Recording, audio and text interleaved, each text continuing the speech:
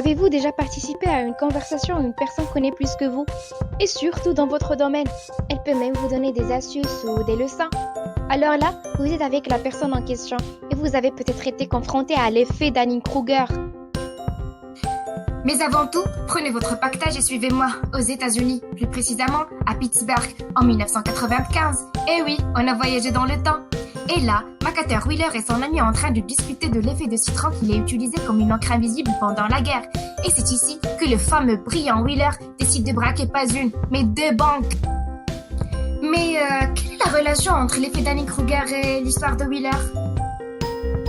En 1999, les deux psychologues américains, David Dunning et Justin Kruger, basés sur l'histoire précédente de Wheeler, ont publié les résultats de leur série d'expériences. Leur intérêt, de comprendre la raison de cette assurance et cette confiance en soi, d'où le phénomène tire son nom, effet Dunning-Kruger. Les deux psychologues ont déduit que cet effet est un biais cognitif qui amène les personnes les moins compétentes dans un domaine à surestimer leurs compétences et les personnes les plus compétentes à sous-estimer leurs compétences, voire cette incompétence produit non seulement une faible performance, mais aussi l'incapacité de s'en apercevoir ou la repérer. À travers une série d'expériences sous forme d'auto-évaluation dans différents domaines, humour, pensée logique, raisonnement, grammaire, sur des jeunes étudiants universitaires où ils devaient à la fin de l'évaluation de donner une estimation de leur rang. Les deux psychologues ont découvert que les meilleurs dans chaque domaine avaient tendance à se sous-évaluer, quant aux moins doués avaient tendance à se surévaluer. Mais comment expliquer cette surestimation des personnes moins douées? Comme le dit Darwin, l'ignorance engendre plus fréquemment la confiance en soi que ne le fait la connaissance. C'est exactement ce que les deux psychologues nous ont éclairci. Les personnes manquant des connaissances sont souvent peu conscientes de cela. Cette absence est attribuée à un déficit en compétences métacognitives. Autrement dit, l'incompétence qui les mène à faire de mauvais choix est celle-là même qui les prive de la reconnaître, que ce soit la leur ou celle des autres personnes. Et de cela, les deux psychologues Dunning et Kruger ont émis l'hypothèse que je nomme série, surestimation, entraînement, refus, ignorance. C'est-à-dire, la surestimation, c'est la surestimation de compétences. L'entraînement peut conduire à une amélioration au niveau de compétences, de reconnaître et d'accepter ses déficiences. Le refus, la personne incompétente refuse d'admettre les compétences de ceux qui la possèdent véritablement. Et l'ignorance, la personne incompétente parvient pas de reconnaître son niveau d'incompétence.